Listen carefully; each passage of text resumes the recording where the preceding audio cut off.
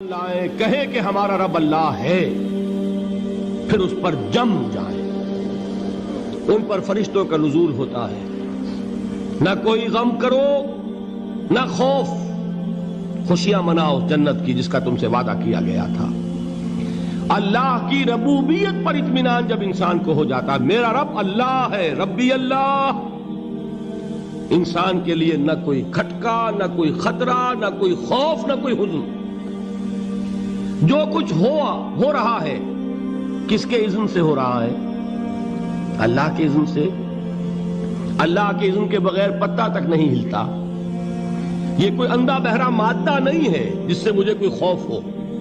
اندھا بھینسا چلا آ رہا ہو اس سے تو ڈرنے کا ہر انسان کو ڈرنا چاہیے، نہ معلوم کس کو ٹکر مار دے۔ لیکن نہیں، اس کائنات کو چلانے والا ایک سمیع و بصیر خدا ہے، وہ جو میرا دوست ہے، میرا ولی ہے۔ اللہ ولی الذین آمنوا یخرجہم من الظلمات الی النور۔ اللہ اہل ایمان کا ولی ہے، ساتھی ہے، پشت پناہ ہے، مددگار ہے، حمایتی ہے۔ بتائیے جسے یقین ہو جائے کہ اللہ میرا مددگار، اللہ میرا محافظ، اللہ میرا پشت پناہ، اللہ میرا حمایتی، اس کے لیے کوئی خوف ہوگا؟ اس سے کوئی ڈر ہوگا؟ میں مثال دیا کرتا ہوں ایک بہت سادہ، پنجاب کے دیہات کی۔ وہ بڑا چودھری ہے اور کوئی غریب کسان ہے۔ اس غریب کسان کے جانوروں کو ہر وقت اندیشہ ہوگا چوری کا، کوئی میری بھینس کھول کر نہ لے جائے، کوئی میرا بیل کھول کر نہ لے جائے۔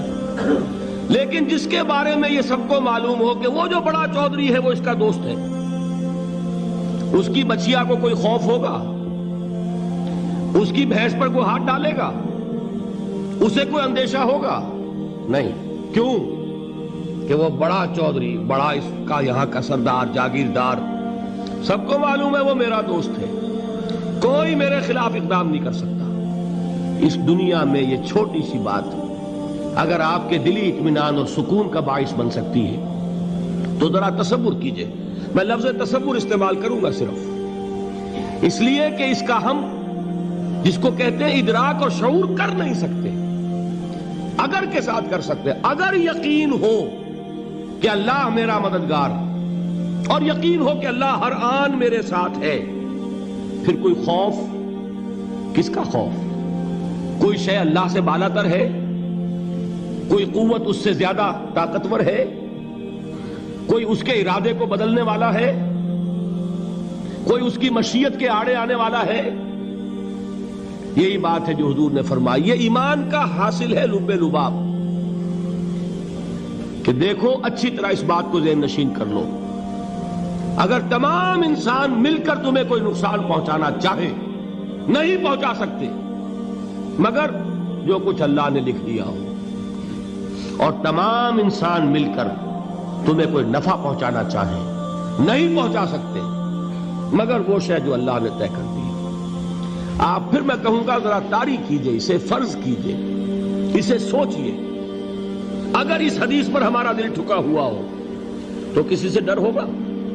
یہ مجھے نقصان نہ پہنچا دے، یہ میری رپورٹ خراب نہ کر دے، یہ میری انکریمنٹ نہ رکوا دے، یہ میرا یہ نہ بگاڑ دے، یہ میرے یہ نقصان نہ پہنچا دے۔ اس کا ڈر، اس کا ڈر، اس کا خوف، اس کی خوشامد، اس کے لیے جا کر طرح طرح سے اپنی عزت نفس کو ذلیل کروانا اس کے سامنے، یہ سب کچھ کیوں کرتا ہے انسان؟ جب سمجھتا ہے کہ اس کے ہاتھ میں میرا کوئی نفع ہے، اس کے ہاتھ میں میرے لیے کوئی ضرر ہے، یہ مجھے کوئی غضب پہنچا سکتا ہے، یہ مجھے کوئی نقصان پہنچا سکتا ہے، یہ میرا کوئی کام بنا سکتا ہے، یہ میری کوئی ضرورت پوری کر سکتا ہے، اسی کا نام شرک ہے۔ جہاں آپ نے یہ سمجھا کہ غیر اللہ کے اندر کوئی طاقت موجود ہے وہی شرک ہے۔ بتوں سے تجھ کو امیدیں، خدا سے نومیدی، مجھے بتا تو صحیح اور کافری کیا ہے؟